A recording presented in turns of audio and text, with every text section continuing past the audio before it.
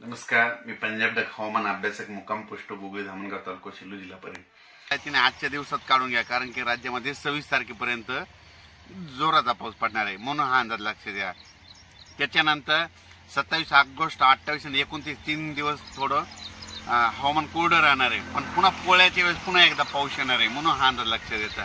पण राज्यात एकंदरीत परिस्थिती बघितली तर तुम्हाला सांगतो, ह्या बीड जिल्ह्यामध्ये आतापर्यंत ज्या तळ्यामध्ये पाणी नाही आलं, ह्या 4 दिवसामध्ये 22 ते 26च्या दरम्यान चांगलं पाणी येणार आहे शेतामध्ये, तळ्यामध्ये देखील पाणी येणार, म्हणून हा अंदाज लक्षात येतात. पण एकंदरीत परिस्थिती बघितली तर राज्यात आता सगळीकडे पूर्व विदर्भ, पश्चिम विदर्भ, दक्षिण महाराष्ट्र, उत्तर महाराष्ट्र 27 ऑगस्ट दरम्यान दररोज वेगवेगळ्या भागात दररोज दिवसा दुपारी 2 वाजेपर्यंत ऊन पडेल आणि रात्रीच्या मध्ये जोराचा पाऊस पडणार आहे, म्हणून हा अंदाज लक्षात घ्यायचा.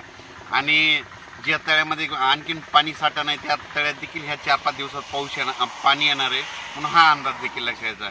अचानक वातावरणात बदल झाला तर लगेच एक मेसेज दिला जाईल. पण 27 ऑगस्ट पर्यंत आता राज्यात सगळीकडेच पाऊस आहे आणि 28-29 दरम्यान थोडं 3 दिवस उघाड आहे आणि परत पोळ्याला पुन्हा आणखीन जोराचा पाऊस येणार आहे, म्हणून हा अंदाज लक्षात घ्यायचा. धन्यवाद.